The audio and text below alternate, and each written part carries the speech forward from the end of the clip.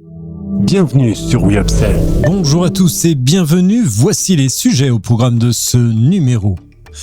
Columbus met en boîte ses lattés avec Candia, Mattel adapte sa collection Barbie pour les plus jeunes, Alza confirme sa résidence à Strasbourg et Cordier offre un écrin plastique à la gamme Leval. Enfin, chiffres et marchés, sur quel pied commence l'année 2023 pour Iri, Kantar et Nielsen IQ. Voici l'heure de la Update News de We Upsells et c'est un plaisir de vous accompagner pour ce récapitulatif de l'actualité de la semaine autour des sujets de la distribution, de la relation client et du fil d'advocacy.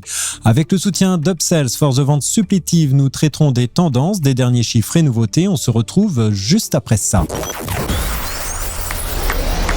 Update News, l'actualité conso et action commerciale de We Upsells. Tous les vendredis, un rendez-vous animé par Benoît et proposé par Upsell, spécialiste de la force de vente externalisée et supplétive. Columbus met en boîte ses lattés avec Candia. Candia et Columbus Café, deux entreprises françaises, unissent leurs forces pour offrir aux consommateurs une expérience de café shop 100% française. C'est ainsi que la marque de lait UHT de Sodial, Candia et l'enseigne de coffee shop Columbus Café & Co. proposent à partir d'avril prochain une gamme de 4 recettes glacées disponibles en format nomade. Les produits Candia Cross Columbus Café seront produits dans le nord de la France à partir de lait français de la coopérative Sodial et proposés dans des briques de 25 centilitres en carton recyclable. Il s'adresse notamment à la restauration rapide et au commerce de proximité et boulangerie. La gamme se décline en 4 recettes phares, le cappuccino, le café latte, le chocolat et le latte de l'ours, signature de Columbus. Les produits sont élus saveur de l'année 2023 et ont obtenu le Nutri-Score de A ou B. Ce partenariat inédit entre Candia et Columbus Café a été annoncé le 20 janvier 2023 à l'occasion du CIRA à Lyon. Éric Forin, DG de Candia, et Nicolas Richet, CEO de Columbus Café, ont présenté leur collaboration tandis que le barista Louis Redon a démontré son savoir-faire. Mattel adapte sa collection Barbie pour les plus jeunes. Mattel lance sa toute première poupée Barbie spécialement conçue pour les enfants de moins de 3 ans. Intitulée Ma première Barbie, cette version de la populaire poupée est plus grande et plus douce que la Barbie d'origine et dotée de bras et de jambes plus articulés pour une manipulation plus facile et plus agréable. La version My First Barbie mesure 34,29 cm, soit 2 cm de plus que la Barbie originale et offre un toucher plus souple. Ses mains sont conçues de manière à faciliter le changement de vêtements. Ceci étant également équipé de velcro. Les accessoires sont adaptés aux petites mains et la poupée tient debout toute seule, ce qui est un vrai plus. La nouvelle version de Barbie est disponible ce mois-ci et proposée en 4 teintes de peau différentes. Mattel a déclaré avoir créé ce produit après avoir consulté des parents qui voulaient des poupées plus faciles à manipuler pour leurs enfants. La marque veut ainsi promouvoir un jeu plus sain et plus amusant pour les plus petits. Mais Ma première Barbie n'est pas sans controverse. Certains critiques estiment que la poupée n'est pas assez proche des enfants en termes d'apparence et que la marque cherche avant tout de vendre un produit. D'autres considèrent que cette poupée est une excellente opportunité pour les enfants de pratiquer leurs compétences sociales et de storytelling. Quelle que soit la position que l'on prend sur My First Barbie, une chose est sûre, cette nouvelle version est une étape importante pour Mattel et de sa célèbre poupée qui a connu un regain de popularité ces dernières années. Alza confirme sa résidence à Strasbourg. Le groupe allemand Dr Oetker a annoncé lundi qu'il regrouperait la production des levures Alza à Strasbourg après avoir vendu l'usine Lorraine à l'italien Newlat. Ce regroupement de production se fera à hauteur de 90% en France et le complément sera réalisé par les usines en Allemagne et en Italie. Dr Oetker fait l'acquisition des marques Alza et de la société EM Food en 2018 et a investi 20 millions d'euros pour la vente de l'usine de Lurdre. Avec cette nouvelle entité, l'objectif est d'atteindre un chiffre d'affaires de 50 millions d'euros et d'un bénéfice avant impôt de 5 millions d'euros à horizon 2024. Le groupe allemand a également insisté sur le fait que, contrairement à ce qui a été rapporté dans certains médias, ce rachat ne signe en rien la fin de la production en France de la marque.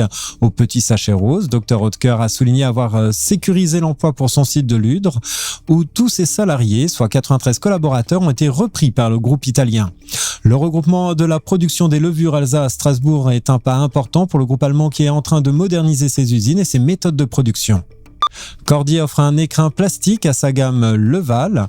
Cordier by InVivo, un acteur majeur de la filière vin, vient de révolutionner le paysage français en proposant la première fois une gamme de vins IGP Pays d'Oc en bouteille PET.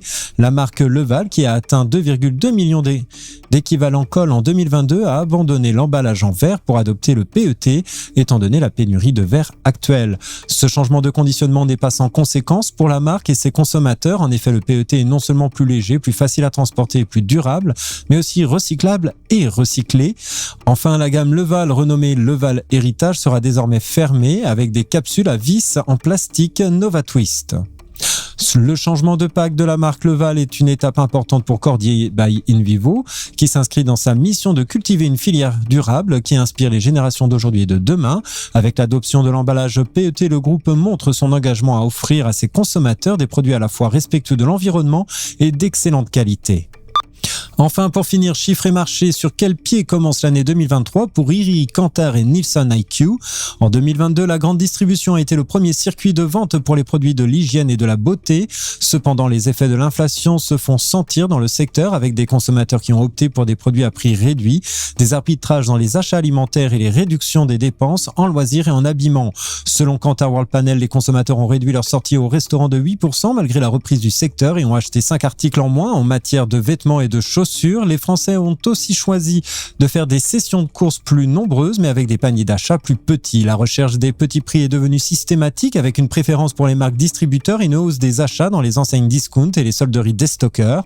En ce qui concerne les produits alimentaires, les consommateurs font arbitrage pour concilier accessibilité et qualité.